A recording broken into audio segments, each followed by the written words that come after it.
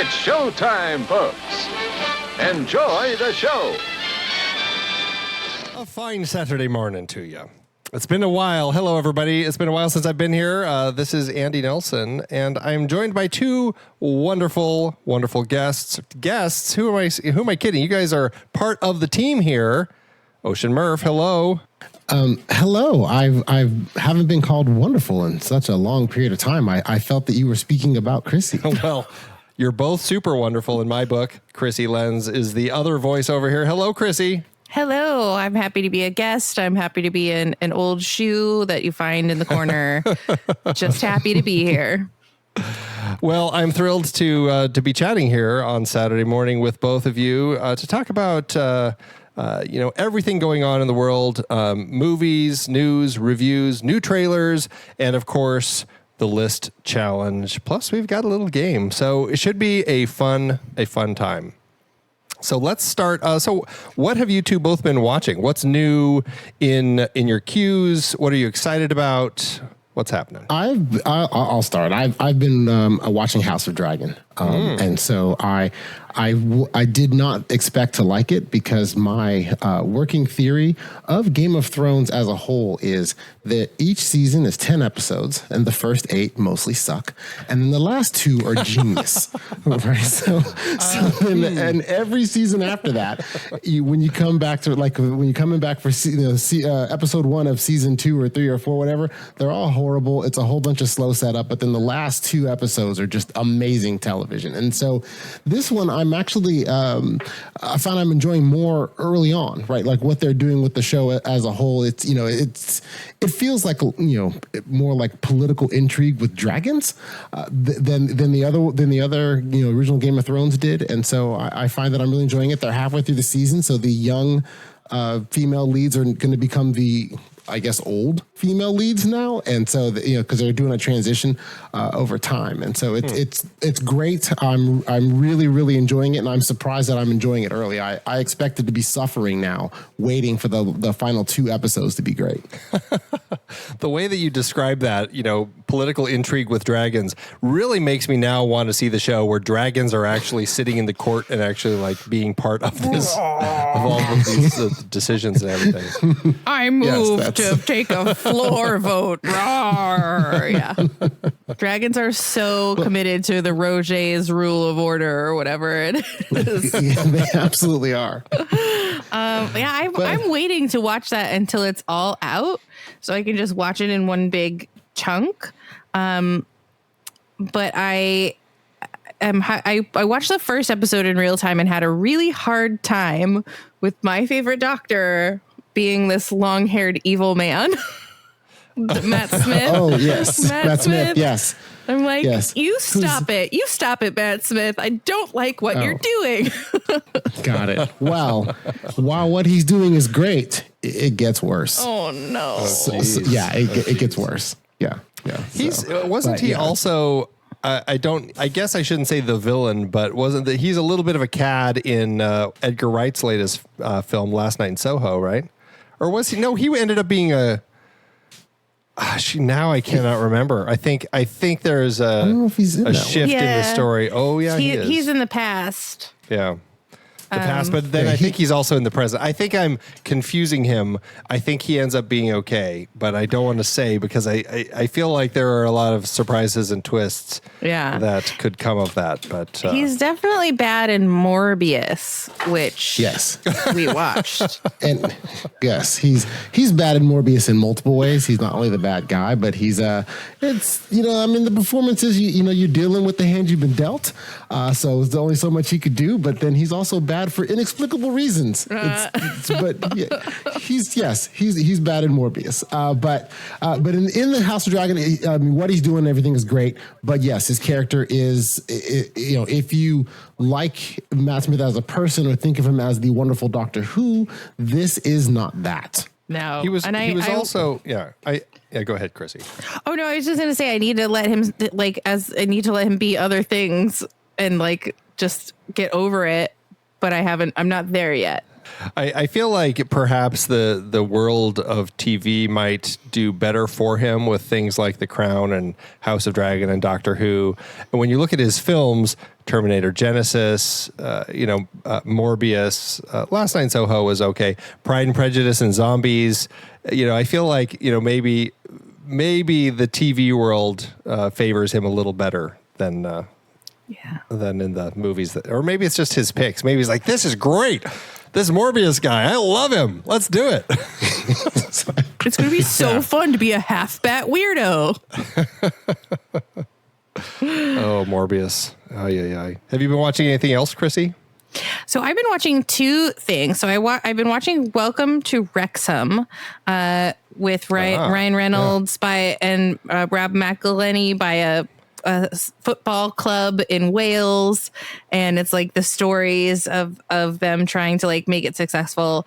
And as I was watching that, I was just like, these people who like sports really seem to be having so much fun, and I feel like I am missing out on that fun by not watching sports. So I am experimentally watching college football. And following with the help of my sports loving friend who is guiding me on this journey. And we're only following two teams that are chicken based, a fancy chicken team and an angry chicken team. And the one that we have, the only one we watched so far is the South Carolina Coastal Chanticleers, which is a fancy chicken. Okay. And they won the first game that I watched, and it was fabulous at the beginning and fabulous at the end and really boring in the middle. So I'm just hoping that at some point I get lured into that, because I just want to be having as much fun as like those people who enjoy sports seem to be having. Maybe you should try soccer, since all these shows right now seem to be so soccer focused. And when I say soccer, I mean football, right? Football is life. Yes. Yeah, exactly. Yeah. Well, and honestly, then to mention in the chat that when you were saying chicken based, the first thing I did think of also was the University of South Carolina, because they are the Gamecocks. That's the other team. That's the angry chickens. Oh, got it. Okay. So then in that case, so yes. So that should be great, because then the Gamecocks will play better teams, and they'll win half and lose half. And so therefore, sometimes you'll get the experience of, hey, this is great, we won. And other times you get the experience of, oh, we lost. That's what I'm in it for. I want that roller coaster ride. Yeah. Yes. But I can only handle two teams, and I can only handle rooting for their mascot. So I went chicken based. Yeah. Okay. That's a good way to start. That's great. That's a good way to start. Dip your toe in, whatever it takes. Yeah. So while I do definitely love and appreciate how this has affected your life, and that is bringing you closer to football, which is my favorite sport. So if you ever want to geek out on it, I'm with you. Let's just say not only your favorite sport, but you're rather involved in it. Yes, I am overly involved in football. Yeah. I have a lot of involvement. But then I was curious when I saw the trailer for that. I guess it's a documentary. Is that what you consider this Ryan Reynolds documentary? It's a fusion. It's a fusion. Are you enjoying it, or is it just Ted Lasso / real life? Oh, I don't think it is very. I think it may have started out in a Ted Lasso is real life place, but and it is sort of a hybrid of a documentary of what is happening to the team, what it is like for these two celebrities to own this team, and then there's a show element where like Ryan Reynolds and Rob McElhenney are trying really hard to like create like fun content. Like they did a whole episode on like what Wales is like, and so they did it as like parodies of all these different types of talk shows, where they were really just like giving you information about Wales and what Wales is like. And I'm really enjoying it. I find them both to be quite charming. I find the longing for the team to do well quite moving, and the people that you meet in the town who just love the team to be really likable, lovable, and I'm rooting for them. And because they want the team to win, I want the team to win. Yeah. So I'm really loving it. Great. Well, this is an interesting, I suppose an interesting thing, because I do think it's interesting how people who may not enjoy watching sports in real life might still find sport films to be really engrossing. Are you a fan of sports films? And if so, what were some of your favorites? Love sports films in a way that I've never loved sports. I love A Field of Dreams. I just watched The Natural for the first time. That's a great movie. I like, what's the one with Burt Reynolds where he plays the prison guards? Is that Slapshot? You mean The Longest Yard? Yeah, I do mean The Longest Yard. I remember liking that. Yes, The Longest Yard. I think there's a good sports movie in every sport genre. Yeah, absolutely. Ocean, what are some of your favorites? Well, my absolute favorite sports movie is Any Given Sunday. That to me is the greatest one I've ever seen for multiple reasons. Not only do I really like the performances of it, but I like the kind of the gritty. It's gritty reality of what they're showing. It's a bit of an exaggerated version of it, but it's not as exaggerated as you would think. In terms of what they're portraying on how like NFL life would work for some people. Other than that, I mean, outside of that, I like the feel good ones. I mean, I'm going to lean football. I like Friday Night Lights. I did like Underdog. That was interesting. I was surprised that I liked it as much as I did. And then after that, it's just kind of like one of my other favorites, which is a movie, old 80s movie called Victory. It is about, it stars, the American in it is Sylvester Stallone, and it has Pele. And basically it's about prisoners in a World War II prison camp. Michael Caine is a British guy. And so the German ward of this prison camp he's always been upset that Germany has never beaten England in like the World Cup. And so what he does is he gets like the German national team. And this is during World War II. So it's the German national team is going to play against these prison guards and these prisoners. And these prisoners are like the stand-in for like the British national team. And it's a really good it's a good movie on multiple layers. There is the sports element of the soccer, but then also there's the drama around the fact that they are prisoners in a World War II prison camp and whether or not they want to escape, and are they actually going to then play, or are they going to try to use this as an opportunity to get out or gather intelligence? And so it has multiple levels to it that I really enjoyed. Yeah, that's a good one. John Huston directed that. It's a good movie. There are so many good ones. I'm trying to think, like Any Given Sunday, the thing that shocked me the most with that, although it shouldn't have, but it was like the way that they played like the drugging and like the doctor, like, giving that player the shots that he knew he shouldn't give the player, but the player needed to get out on the field, and kind of like that whole thing. Yeah. Like that was intense, and that worked well. And I mean, in an Oliver Stone movie, that sort of stuff works really well. So I really enjoyed that one too. And Al Pacino, I mean, it's he's always great. Exactly. I look back at like stuff like I'm thinking Field of Dreams, of course, is great. Moneyball's another great one. Mm-hmm. I love Creed in the boxing stuff. Seabiscuit is probably one of my favorites in the world of horse racing. And, where would we be without Blades of Glory? So. Oh my God. One of my high school good friends wrote that movie. Oh, really? Yeah. Oh my God. I love that movie. It's ridiculous. Yeah. So much fun. God. That is awesome. Yeah. Yes. No, that is my second favorite ice skating movie. I mean, I can't, nothing Cutting beats Edge? The Cutting Edge. Yeah. Exactly. Where like Cutting Edge is you always watch that movie, you're going to be saying toe pick. Toe pick, all day. So. All right. Well, I suppose we should keep this party chugging along. So let's start talking about trailers. Krissy, it looks like you got yours in there first. So take it away. I came across the trailer and was intrigued immediately by the title, which is easy to get wrong, The Luckiest Girl Alive, and thought, well, what is this? My name is Ani Finelli. Soon, I'll be an editor at the New York Times Magazine. Your voice is simply peerless. And in 6 weeks, I'm getting married in a lavish but tasteful ceremony. Luke comes for money. Let's go, babe.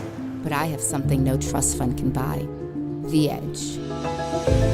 Love my work, hate babies. I'm this close to the life no one thought I deserved. This is Ani. Nice to meet you.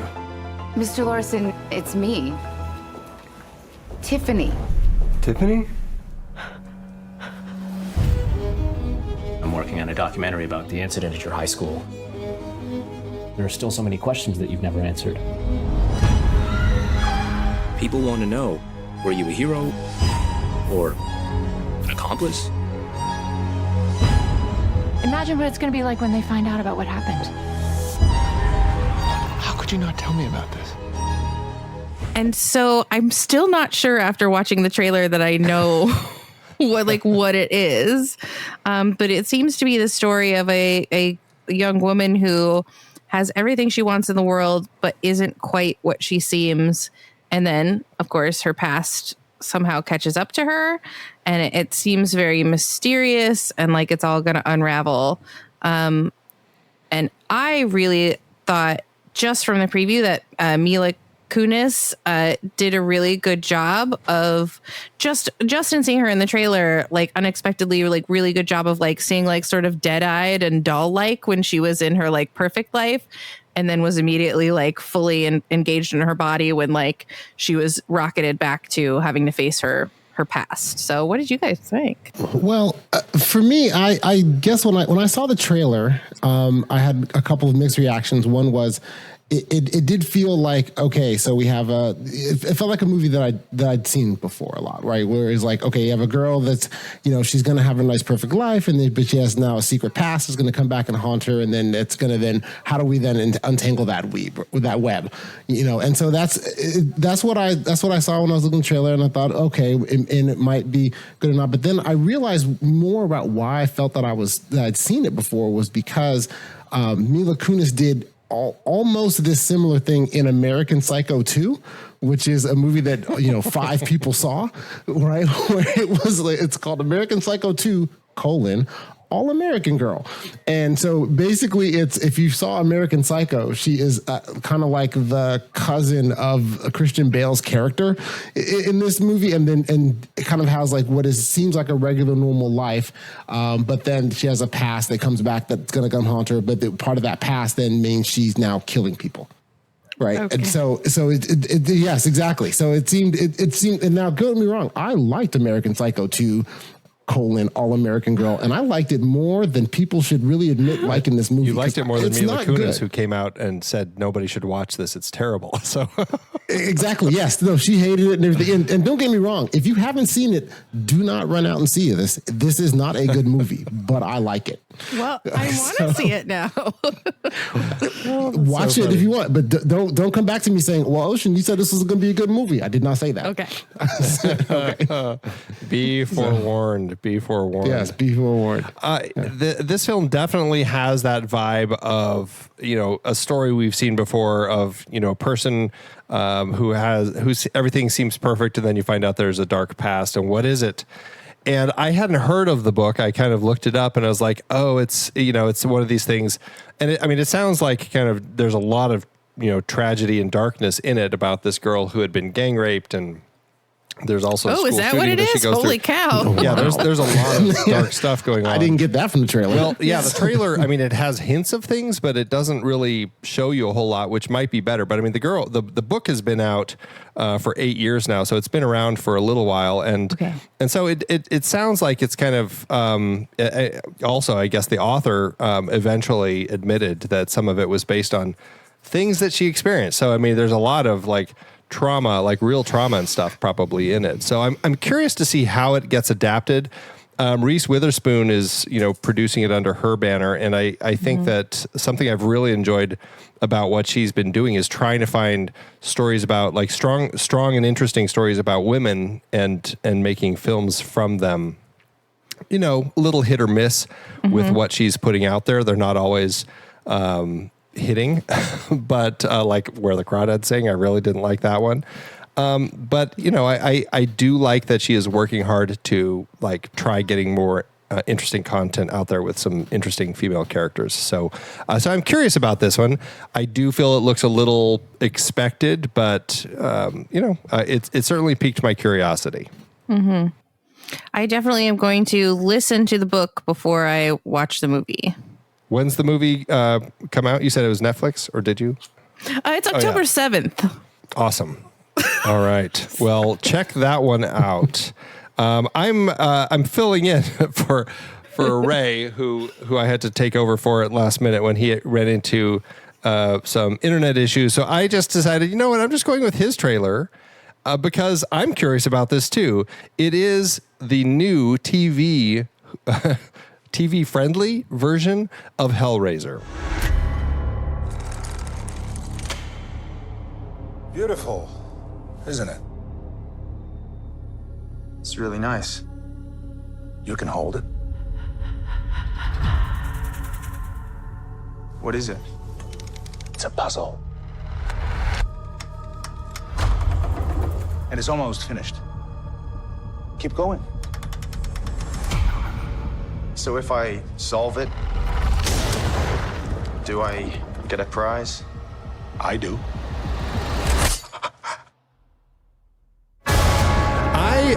The Hellraiser film, the first one, is the only one I've seen of the whole franchise. I've always heard that of the horror kind of franchises that are out there, that this one has some interesting ups and downs, and some of the sequels, actually, I've heard people say are quite surprisingly good. And so I've always been curious, but I've never returned to it, because the first one it did kind of disturb me.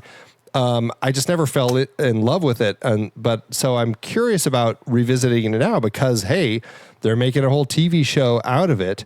And, you see Pinhead, you see, I think that the other two are called Butterball and Chatterbox, some of the other Cenobites that appear. And I mean, yeah, the whole concept of like doing this puzzle to reveal this, potential, hellish torture that you end up, getting into as these Cenobites destroy your soul. And I can't even remember, like they feed it into the other person who gave it to you or something. Like there's some craziness going on with it. And it fits totally with what Clive Barker does and how he kind of crafts his stories in very dark and creepy ways. It's Hulu, it's PG-13. I'm a little curious as to like how safe they're going to have to play it for something that is such a dark Clive Barker type of story, but I am very curious. What did you two think of this? I thought it looked really scary, and I think that I love PG-13, and I think that you can do a lot with PG-13 and still be hilarious, still be scary, still accomplish whatever it is that you want to accomplish with your project.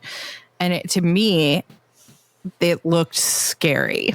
Yeah, like the visual makeup on the people just slowly walking towards you, and just the body horror with stuff. I was just like, oh, I'm very frightened of this. And I've never seen any of the Hellraiser, but I'll probably watch this. Yeah, and I'm curious. That's actually an interesting thing. I wonder, do you need to have seen any of the other Hellraiser, or are you fine just jumping in with this? I think I'm caught up. It's a scary guy. There's a puzzle box. I think I've got it. You're good. Yeah. Do you need to have seen any of the Hellraisers to watch any of the other Hellraisers? Hellraiser for me is interesting in that I am fully not in the demo, but I seem to see them all, right? And so it's through one reason or another, I see them all. So this one, I saw the Hulu and I immediately thought, oh, okay, Hulu's making another movie like they did with Prey. I did not realize it was a TV a series. And so as a movie, I was pretty confident I would see it at some point. As a TV series, I think that, I am confident I will end up watching one episode and then deciding from there to see how it is. I don't know how they're, doing it with PG-13 then allows that they would have to then, I think it challenges how you would make the movie to make sure that you can, make television shows so you could keep the scares and keep it scary and seemingly gory without kind of crossing over to that line of where it would be, considered R or TVMA. Mm-hmm. So I think that I will have to live with that personal contradiction of where every time I see these Hellraiser trailers, I'm not interested in any of them, but I watch them all, and some of them I actually liked. Well, I mean, look at stuff like American Horror Story. Like they have been able to pull off some pretty creepy storytelling done in ways that are safe for TV. So yeah, I mean, geez, even like like Alligator, I watched that on TV when I was a kid. It scared the pants off me, and it still does. It's just so. Well, I'm curious to see how this one, how this one plays and how people react to it. Like yours, Krissy, this also releases October 7th on Hulu, so check it out, everybody. And last but not least, Ocean, tell us about your trailer. All right, I guess that that leaves me. So the movie that I picked is the synopsis is it is a tale of outsized ambition and outrageous excess. It traces the rise and fall of multiple characters during an era of unbridled decadence and depravity in early Hollywood. This is Babylon. If you could go anywhere in the whole world, where would you go? I always wanted to be part of something bigger. I love that answer. Something that lasts, that means something. Something more important than life. Yes. It's written in the stars. I am a star. If I had money, I would only spend it on things that were fun, not boring things like taxes. I'm just one for everyone to party forever.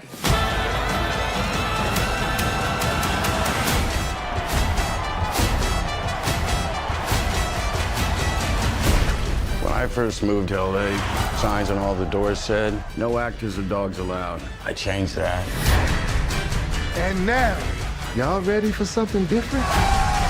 So I think I picked this movie really for two reasons that it piqued my interest. One, I wanted to stay on brand since the last trailer I did was Amsterdam, and this looks like another one of those. Basically, it's set in the 30s, movies starring multiple named actors that you would wear. So the movie stars Brad Pitt, Margot Robbie, Olivia Wilde, Gene Smart, Tobey Maguire, Eric Roberts, and don't forget Flea, who's also in this. So there's tons of actors. It looks like it's a kind of a high energy story. Definitely about a lot of excess, which is clear from the trailer. But that it would be a high energy story, kind of interesting. Hopefully some twists and turns. I don't know if the ending would be something that is unpredictable, because it looks like you kind of get from, at least what I get from the trailer is I think I know where this will end up, but I look forward to having the ride. And I think there was a part of me that I picked it because I know Kyle will hate this title because the title is the name of a city.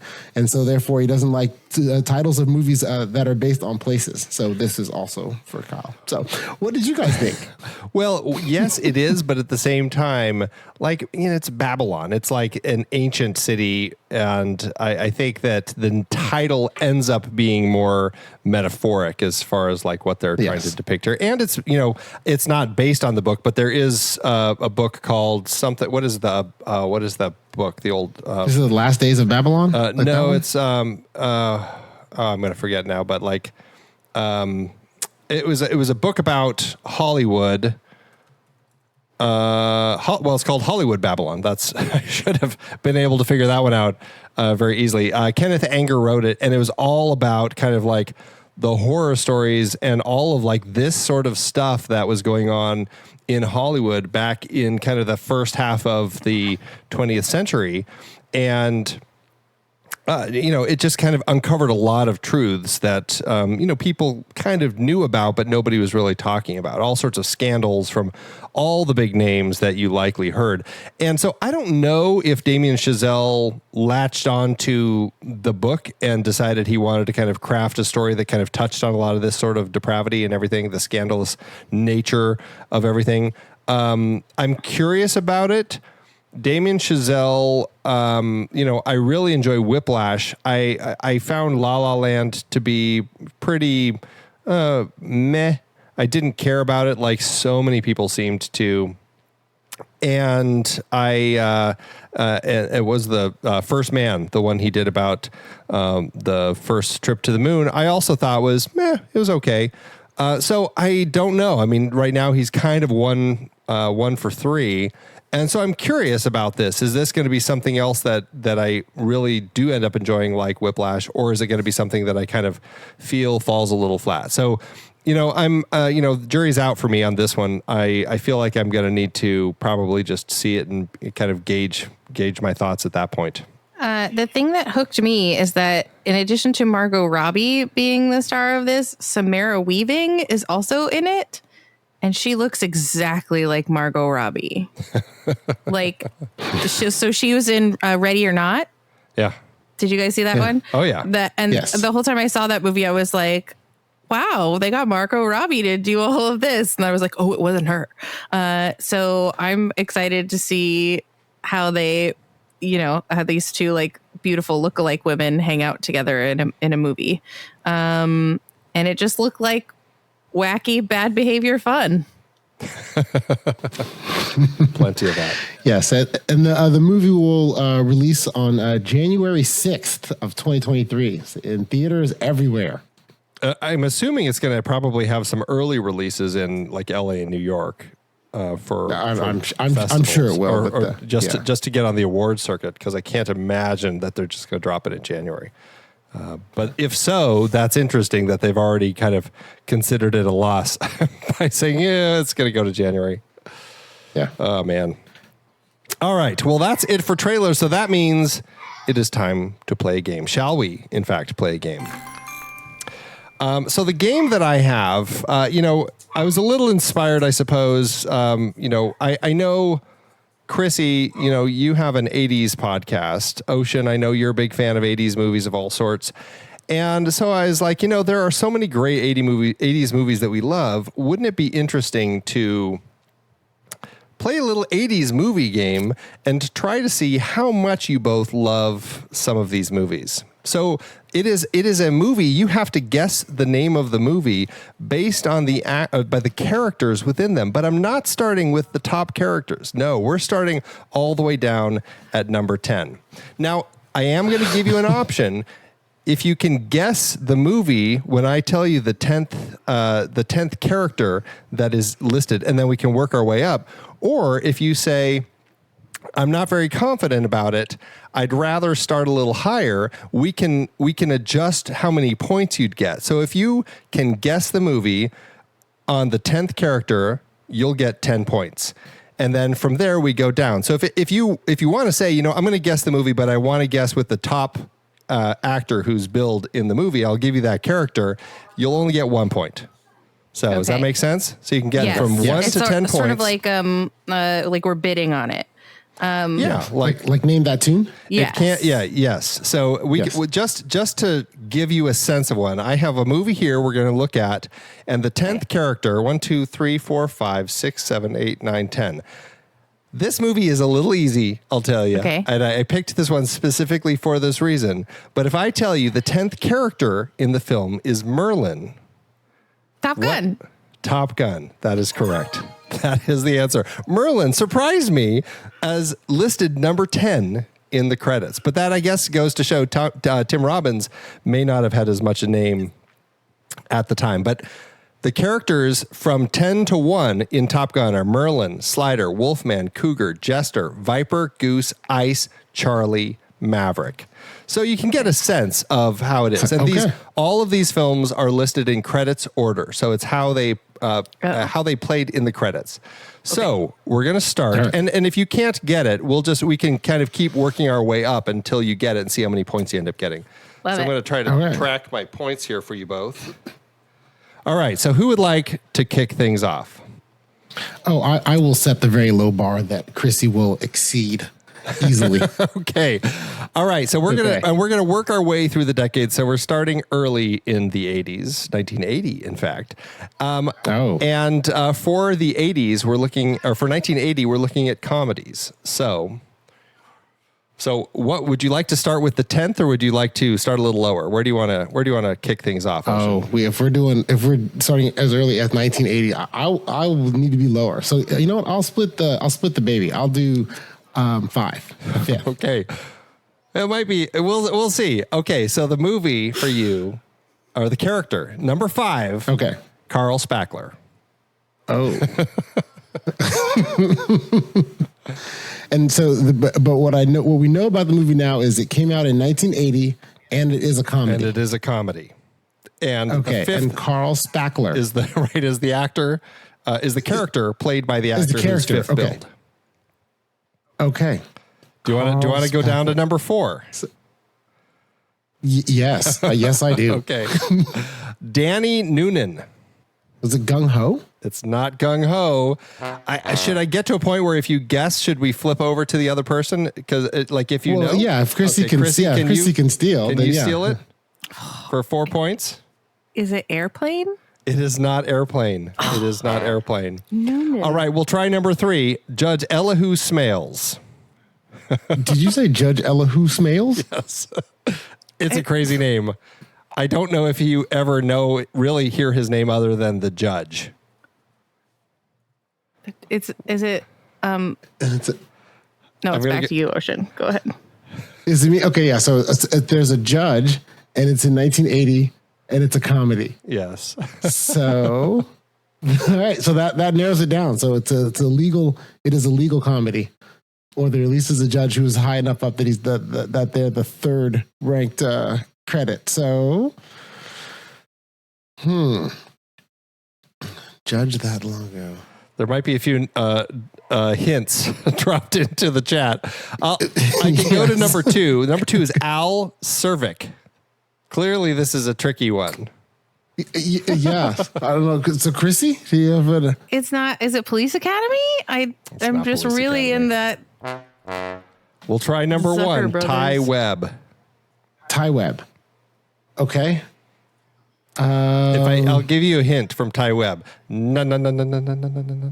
Oh, it's Caddyshack. It's Caddyshack. Woo! That was a lot harder than I was I expecting thought it to be. Caddyshack was later in the 80s. Yeah. All right. Well, let's try this one. So Krissy, we're gonna move over to you. So 1 through 10, where do you want to start with this 1980 comedy? Well, my confidence has been very undermined, and so I'll hop in at 5 as well. Okay. Ray. The 5th Ghostbusters. character is Ray. No. Yeah, he'd be 3, That's right? 1984 Yeah. also. Yeah, that's true. So we're still in 1980 is the year. 1980. Do you have a sense? Do you want to guess on Ray, or do you want to hear another character, Ocean? Oh, I'll go for another character. Okay. Number 3 is Curtis. Oh. It's going to get really easy with these Yeah. the next 3 characters, I'll tell you. It's a comedy. Car wash? It's not Car Wash. All right, number 3, Reverend Cleophas James. Footloose? Number 2, Elwood Blues. Oh, The dang. Blues Brothers.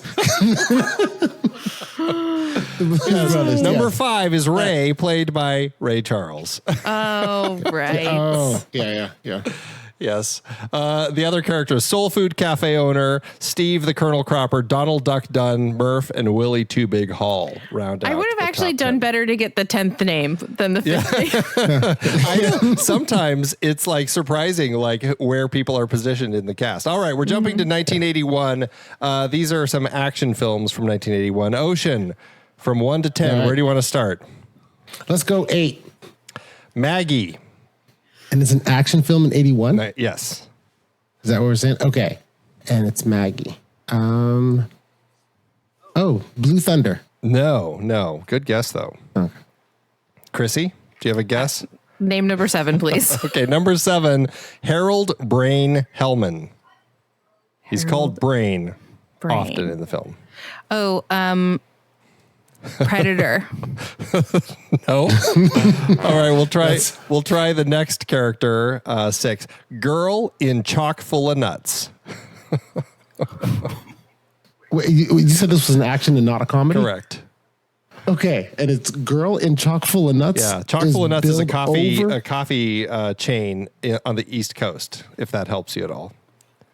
Right, and that the Chock Full of Nuts girl is higher cast than Brain. Yes.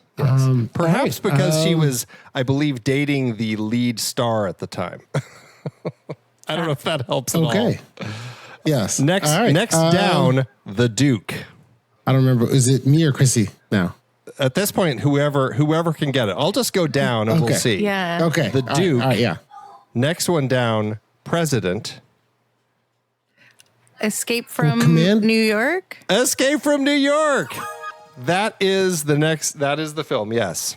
Brain. Yeah. Okay. Brain yeah. is Harry Yes. Dean Oh, yeah, Stanton. yeah. Mhm, And, Harry Dean Stanton. Isaac Hayes was the Duke. Donald Pleasance was the president. And then we go Cabby, played by Ernest Borgnine. Hawk, played by Lee Van Cleef. And of course, Snake Plissken in the number 1 spot. Snake Plissken.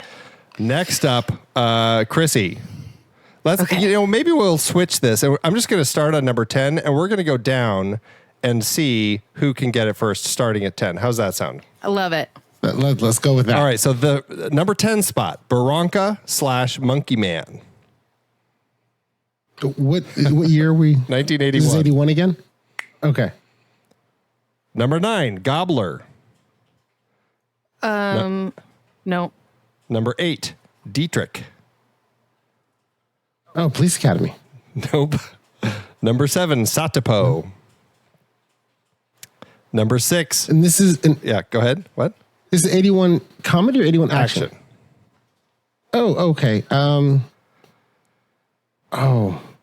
I think I know who number 1 is. I'm just trying to remember what movie this is. Go ahead. Sorry. Next one. This might. We'll see what happens here. Brody. Oh. Nope. It's the wrong year. Yeah. No. All right. We'll go to number 5. Jaws 3. No. Number 5. Sala. Oh, okay. Temple of Doom? No? The first one, Raiders of the Lost Ark. Yes. Oh my goodness. Yes, the first one, Raiders of the Lost Ark, was Brody, right. Yep. It's interesting. See, that's what, like these characters, like you think that they would be easier, but when you hear the characters, it's like it is a little tricky. So, all right, next up, number 10. 4, 5, 6, 7, 8, 9, 10. This is a comedy. Rita Marshall. Number 9. How early in the 80s? 82. 82. Okay. Number 9. April Page. Nothing. Number 8. Yeah. John Van Horn. Number 7. George Fields. 16 Candles. Nope. Number 6. Jeff Slater. Heathers? Nope. Number 5. Les Nichols. Is the Breakfast Club 82? It's not the Breakfast Club. Number 4, Ron Carlisle. Number 3, Sandy Lester. Airplane? What's that? Airplane? Nope. Number 3, Sandy Lester. Number 2, Julie Nichols. Down to the number 1 spot, Michael Dorsey / Dorothy Michaels. Tootsie. Yeah, some of them it's like the top one is probably where you'll get it. Yeah. But we'll see. This one might be hard, but I thought this might be a fun one. It was one of the top films. They've been, you know what? I'm glad you're going to give us a challenge, Andy. Yeah. They've been so easy to this point. I mean, what's funny is Krissy and I have just been knocking these out at the 10. So right. Thank you for upping the game here. Yeah, that's what I'm here for. What's funny is these are like the top films of the years. So it's you'd think that you would get them, but it's hard when you go with It's hard to remember people's names. Yeah. All right, so this is another one from 82. This is an action film, action comedy, I'd say, from 1982.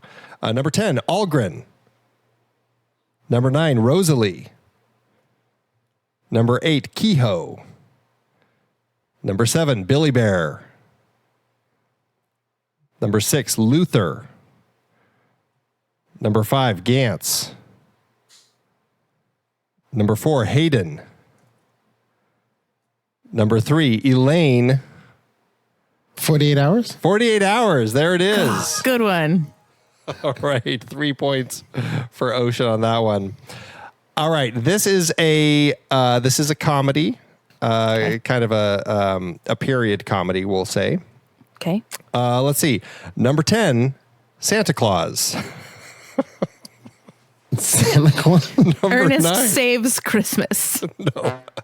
Number 9. Well, let me get the Princess Bride guess in there because you said a period comedy in the 80s. So Princess Bride. No. Number 9, Grover Dill. Number 8, Scott Farkas. Oh, he wears a bunny suit, and it's called A Christmas Story. A Christmas Story. There it is. 8 points for Krissy on that one. Another film from 1983. We'll call this a crime action drama, something like that. Crime action drama, 1983. All right. Number 10, Chi-Chi. Number 9, Bernstein. Number 8, Alejandro Sosa. Number 7, Omar. Number 6, Mama Montana. Scarface? Scarface, yes. Good one. When you were saying this, I was like, I know these characters. I know. That's what makes it so challenging. Yeah. Mama Montana. Good. Yeah. Good one. All right. 1984 action comedy starting with Inspector Todd. Inspector Todd. Number 9, Chief Hubbard. Number 8, Zach. Police Academy? Nope. Beverly Hills Cop. Beverly Hills Cop. Yes. 8 points for Krissy. All right. Next one up. 1, 2, 3, 4, 5, 6, 7, 8, 9, 10. Howard. This one is tricky. Well, yeah, we'll see. Howard. Number 9, Ginny. Forrest Gump? Nope. No, these are all 80s. That was 10 years after. Well, you said Ginny. Yeah, I had to say. right. My first thought was Forrest Gump. Number 8, Brenda Baker. Number 7, Jim Baker. Number 6, Geek. Is this a comedy or a? This is gotta be a comedy romantic comedy. Okay. Number 5. From 84. From 1984. Jim Baker. Number 5 is going to completely give it away. Long Duck Dong. 16 Candles. Oh, 16 Candles. 16 Candles, yes. Oh, well, so my guess for that 3 movies back when it was wrong doesn't just carry over. It's just a standing. It's a standing guess. Yeah. Nice try. This one, I have no idea how either of you will do. I'm very curious to see how this one plays. Number 10, Leslie. And is this is an action 1985 action. 85 action. Okay. Yeah, Leslie. All right. Number 9, Lawson. Number 8, Cook. Number 7, Jenny Matrix. Might give it away. Number 6, Sully. Number 5, Major General Franklin Kirby. Number 4, Bennett. How old is Platoon? It was a year after this. Number 6. So Platoon. Okay, so all right. Yeah, it's not Platoon. Number 3, Arius. Number 2, Cindy. Number 1, John Matrix. Oh, Commando. Commando. I thought for sure you'd get it when I said Jenny Matrix, his daughter. No, Yeah. I've never The seen Matrix it. thing, but yeah. All right. This one I thought would be a fun one, so we'll see how it plays. Starting with Jenny Flex. Jenny Flex. Wait, what's the 1985 action. action? All right. Number 9, Bob Conley. Number 8, Paula Ivanova. Number 7, Chuck Lee. Number 6, Scarpine. Or Scarpine, I don't know. Number 5, Tibbet. This might give it away. Lethal Weapon? Nope. Number 4, Mayday. Police Academy? I don't know. No, it's not. Number 3, Stacy Sutton. So, Number 2, Max Zorin. Number 1, James Bond. I cannot believe I had to get to James Bond with you James two. Bond? So, if 85, what is that, For Your Eyes Only? Nope. No, so 85 is, that's not Octopussy, Nope. right? It's not For Your Eyes Only. What was Max between those two? Zorin. Mayday. But you said 85, Yeah. right? Mayday What was is the one only in after one Fo- film. I'm getting Grace I'm Jones. The- Grace A View Jones. to a Kill. Grace Jones? Oh, A View to a Kill. Okay. No one gets points for that. Aren't you the James Bond fan in the room, Ocean? Well, I like, yes, but not that one. But yes. Oh, my goodness. I'll have to own that one. Yeah, because when I was listening. All right, yeah, I'll own that one. I messed up. All right. Okay. Next one up. Number 10, Lightning. Number 9, Rain. And this is an action movie from 86? It's an action comedy from 1986. Number 8, Thunder. Number 7, Eddie Lee. Running Man. Number 6, Good Marco. guess, though. Number 5, Egg Shen.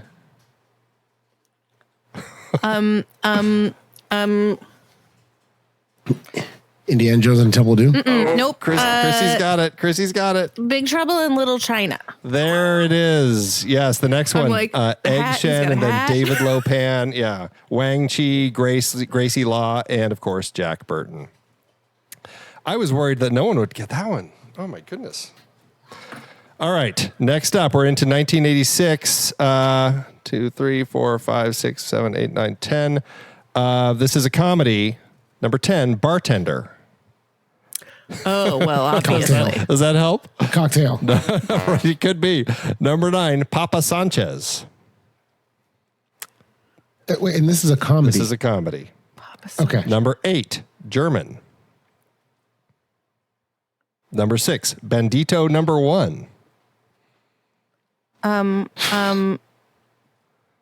Three Amigos? Three Amigos. There it is. So that was 7 points. All right. Krissy is stomping you on this ocean. Oh no, there was never any doubt. This one, okay. 1987 action film. The 10th character, I'm going to have to give you a blank for the name because it's the title of the film. The blank Is the 10th character. Helicopter pilot. Yes. So the 10th character, the blank / helicopter pilot. Okay.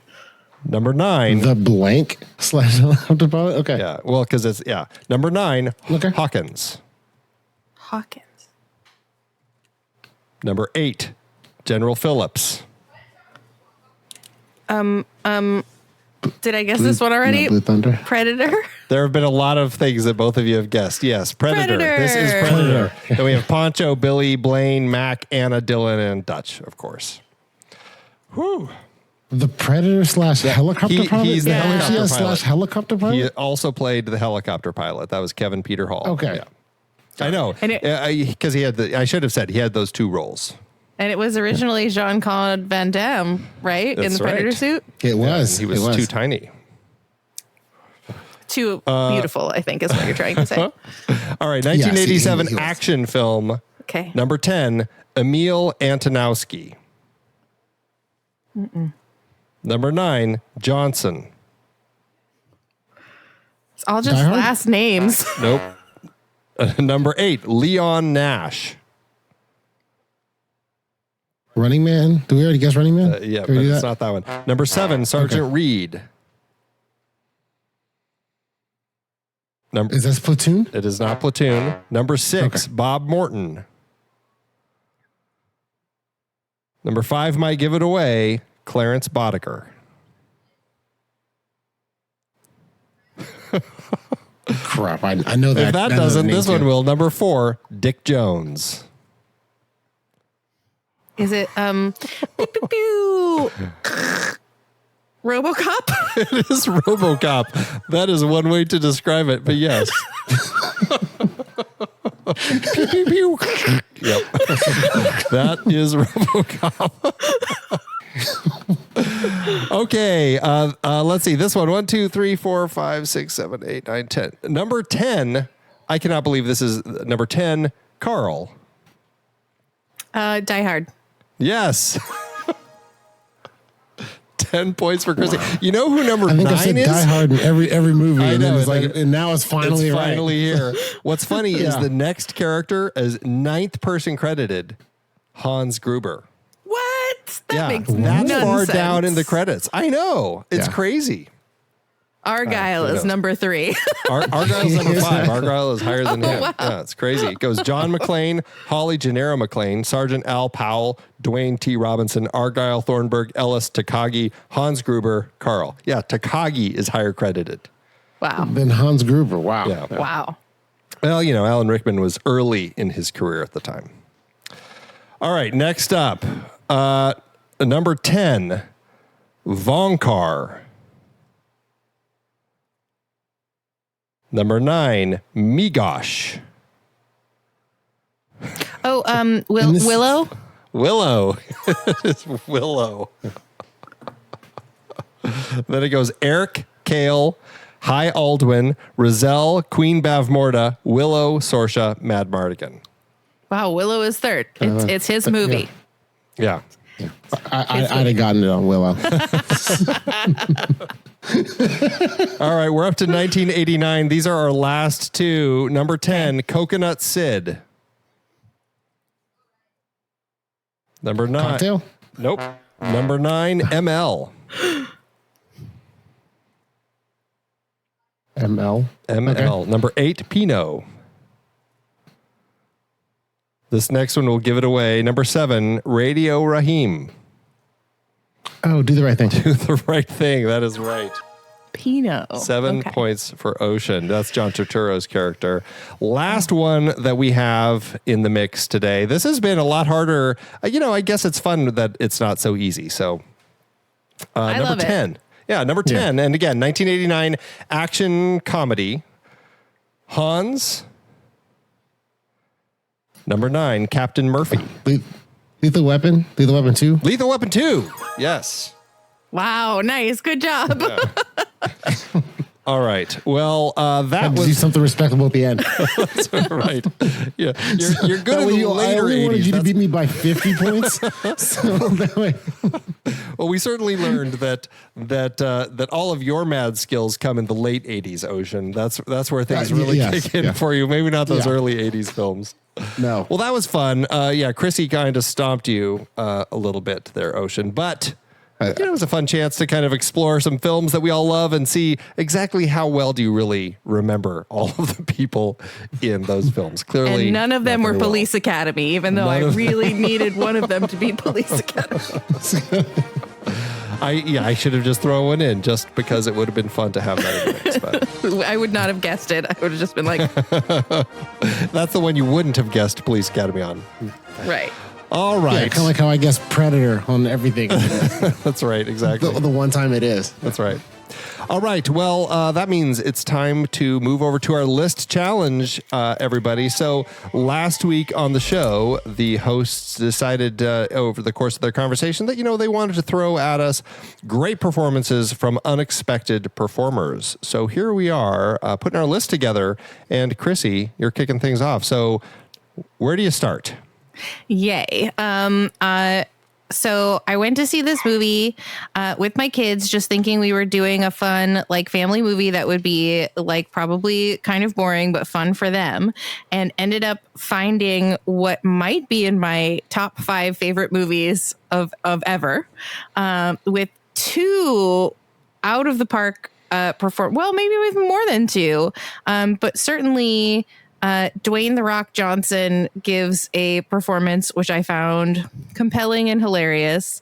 Karen Gillan is wonderful in it as well. Of course, I can't. Jack Black. And the standout performance is, of course, Jack Black playing with beautiful nuance a teenage girl in Jumanji, Welcome to the Jungle, which is just Kevin Hart also is great in it. Everybody is playing 2 different layers at the same time, and every moment with Jack Black is so perfect. But there's also some moments with Dwayne "The Rock" Johnson where he is just he's acting, and I loved it, and it was so unexpected. Jumanji, Welcome to the Jungle. Favorite. And Danny DeVito and Danny Glover both pop in. The Next Level, yes. The Next Level, yeah. that is a great pair of films. Yeah, awesome pick. For my first pick, there are a lot of options, and I was challenged with this. I'm like, well, okay, so that usually for me means like a comedic actor who goes serious, a serious actor who goes dark, somebody you love who suddenly is playing somebody you hate. Like where do we end up with this? And so I was kind of struggling with this for a little bit. And I feel like I'm going to start with Copland because Sylvester Stallone ended up playing a much more nuanced, quieter performance than I'd ever seen from him. And in a story where he's kind of a police officer who had, suffered an injury of some sort, and, he's hard of hearing, and he uncovers some sort of, stuff going on with some of the other police and is trying to kind of figure out what's going on. And I just found him to be like a performance that I just hadn't expected from him. And so, and it's a great, great film. So I highly recommend checking out. My first pick is Copland. Ocean. Yeah, yes, I guess that means I'm up next. I did have a few struggles with this list as well, because trying to decide how I wanted to interpret that, how I wanted to interpret the theme. And so, so I guess I just took it as that, even though with some of my choices are actors where when I say it, like, of course they could provide this great of a performance when you think of them now, but at the time I was surprised by it. And so the first one is an actress who had a great 1999.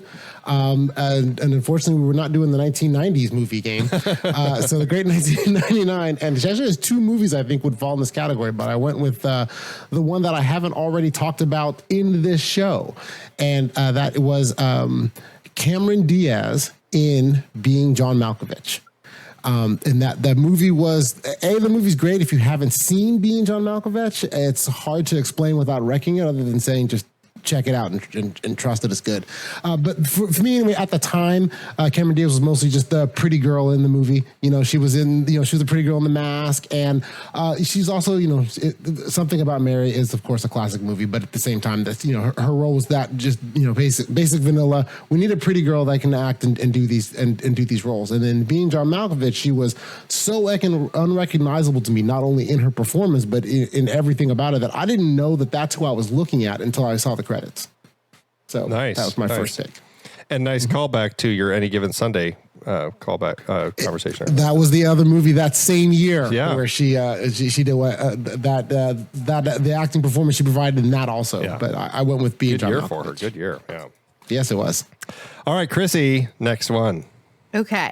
So apparently there's a subgenre I really enjoy, which is adult men portraying teenage girls. And this is a movie that I think really got overlooked, but I loved it. It's called Freaky.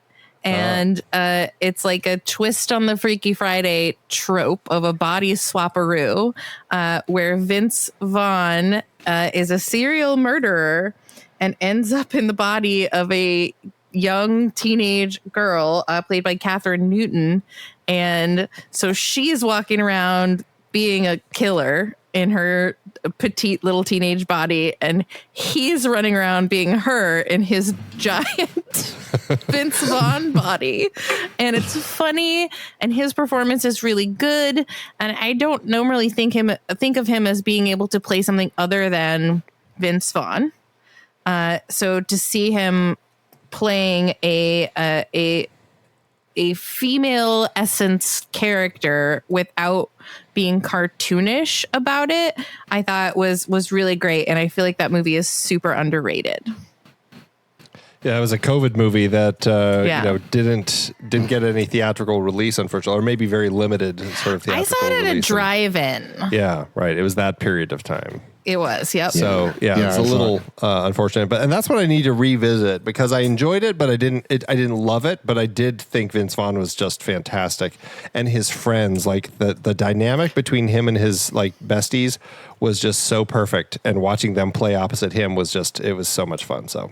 And every single joke where he's just like, this giant body won't go where I need it to go. It's like. Yes, no, I agree with that sentiment as well. I saw it, I think, in the comfort of my living room couch, and while I did enjoy it, I felt that. At least my impression, I felt that potentially unfairly, I was comparing it a lot to Happy Death Day. Yeah. It felt very similar, and at the same time, and I really loved Happy Death Day, and I feel that had it come out either a year or two earlier, a year or two later, I may not have had Happy Death Day fresh in my mind of what I'm comparing the two. Mm-hmm. I agree that they have the same feeling. Right. Yeah. So for my next one, I was trying to figure out like a direction to go, and I had a few options, but I think I'm going to settle on a film from that it's a violent, dark Oliver Stone film that for me it's a tough film to watch, but it's very interesting. I know Pete loves it. I think it's interesting more than I like it, but it certainly is a compelling Oliver Stone movie from the 90s. In the film, there are flashbacks to the female character's childhood and her abusive stepfather or father. I can't remember exactly. But this character is played by Rodney Dangerfield, and it is in Natural Born Killers. And I had never seen Rodney Dangerfield do anything like this. He was always the guy in like Caddyshack and Back to School. And I mean, certainly he has kind of that sense of humor, but like the dark side of him that he played in Natural Born Killers as the kind of abusive, like sexually abusive parental unit was pretty horrifying. And I think the way that they play that was a really interesting kind of tone, because it almost is played like kind of this dark TV sitcom that the way that those flashbacks are played. So it's really interesting, very surprising performance from him that I thought was done really well in a film that is it's a shocking film to watch. But that's my second pick, Natural Born Killers. So disturbing. So disturbing. Nope. Great film, love it. It's when I first started appreciating Woody Harrelson. Yeah. Really, and Juliette Lewis. Sure. There are actually some of her lines in that movie that I quote regularly from that movie. It was a great movie. And very, I think you really could have picked multiple actors from that movie. Sure. As far as like they were doing something vastly different than what they had done previous to that movie. Yeah. All right, Ocean, what's next for you? All right. Okay, so my next movie, I don't even remember why I saw it, but I did.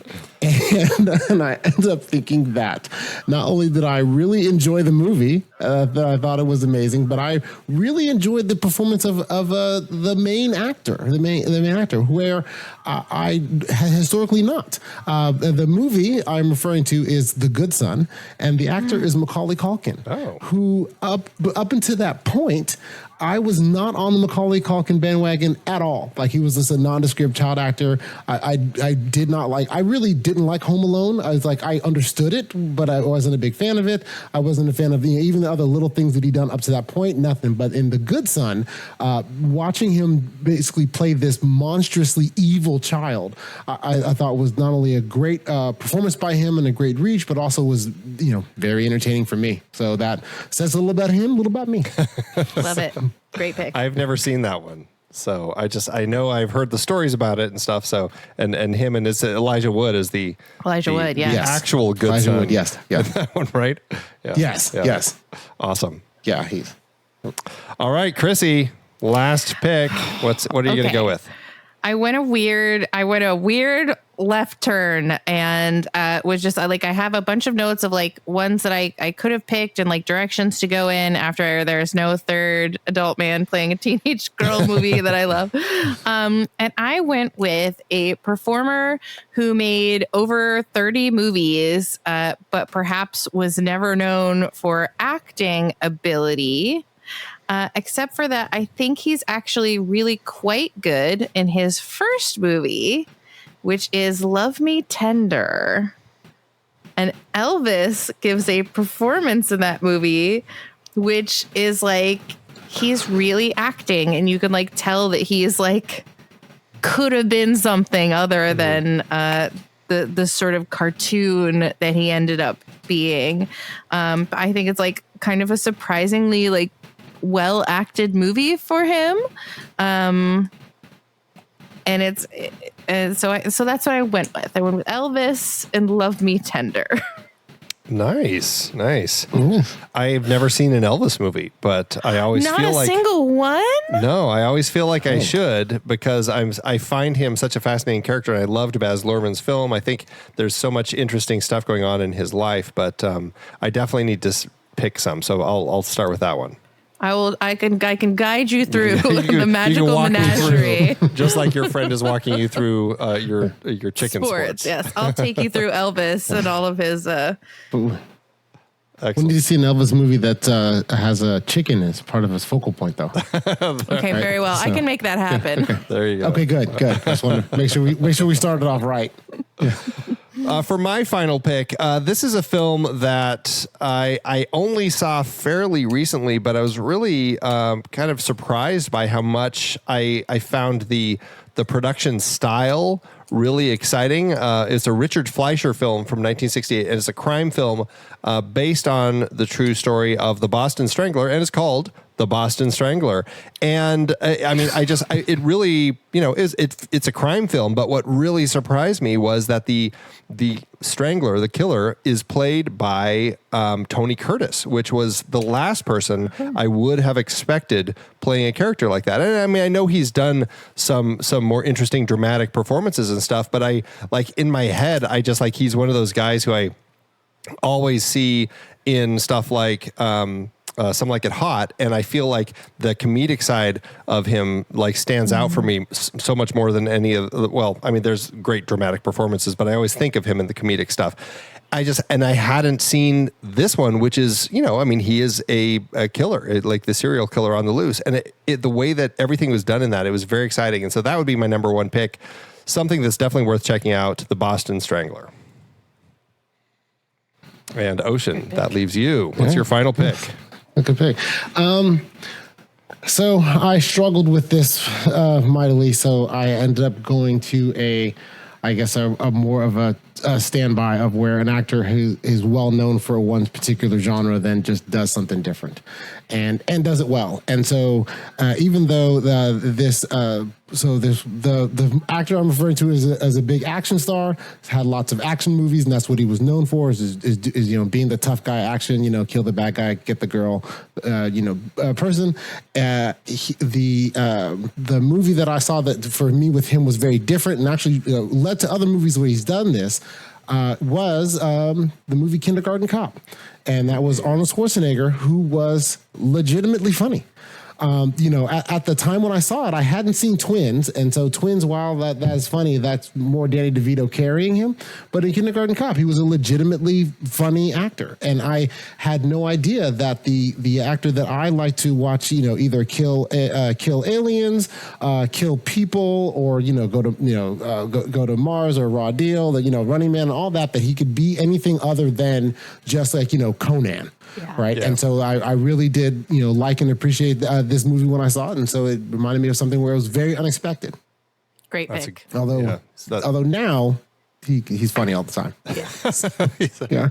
Well, that is a good pick. A lot of fun. So now we are tasked with the challenge of picking a list topic for next week's crew. Any thoughts? I'm kind of leaning towards sports films or something sports related because we were talking about that earlier. Is there any particular angle you think that would be worth taking, or what do you two think? I think it would be so hard to narrow down like your top 3 sports movies would be a real challenge. Yeah. Should we force that challenge upon them? Well, you could say the favorite sports movies about sports they don't like. Oh, like if it's a sport they don't actually, because they don't follow. Honestly, I'm right. They don't follow. Like I'm projecting me. Like if I have that list, it's like, well, I'm just going to list off like 5 or 6 football movies and then narrow it down, right? But I don't spend a lot of time watching hockey or any other sport. Really. Yeah, like baseball. Baseball. There's some easy ones in there, of course. Yeah. But so of a sport that you don't enjoy. I think that's a good favorite sports films that are sports you don't follow, or featuring sports you don't follow. Leaves it very open for many of us. Yeah, which is fine. And I think that might be you, Krissy. I think you might be. It is. I'm on next week. Yeah. Okay. Well, you All can't. right. The other challenge for you is not using any of the ones that you already talked about. That we already talked about today. Yep. So sorry, we just put that extra restriction on you. Yeah. All right. Well, that is it. Both of you, thank you so much for joining me here this fine Saturday morning to chat about movies and all the stuff that we love. Why don't you plug kind of what you're up to or what are you doing these days? Go for it, Krissy. Okay. Well, we are the most excellent 80s movies podcast. We just finished our own like little mini baseball series where we talked about The Natural and Major League. And upcoming, we're going to talk about some spooky movies. We're doing Heathers and The Lost Boys. Matthew Fox is going to be our guest on that. So it's a real true story crew moment for the spooky season. That's gonna be awesome. fun. Yeah. What about you? I have nothing to plug right now. I'll be I'll be doing other episodes of Saturday Matinée later, but I wanted to first, I'll really just say thank you, Andy, for jumping in at the last minute to host this. You did a great job on short notice, very short notice. Oh no, it was fun. I hadn't been on for a while, so it's always fun to jump in. The most challenging part was not the list, but trying to come up with a game to entertain. So hopefully it wasn't too tedious. I know. It was chef's kiss. I loved it. Okay. That was a challenge. Well, I thank you so much. I appreciate it. And all of you wonderful listeners, we appreciate you as well. Don't forget, you can get longer and ad-free versions of the Saturday Matinee by becoming a supporting member of the Next Reel family of film podcasts. Just visit thenextreel.com/membership to learn more. That's it for today. So thanks for tuning in, and we'll see you next time.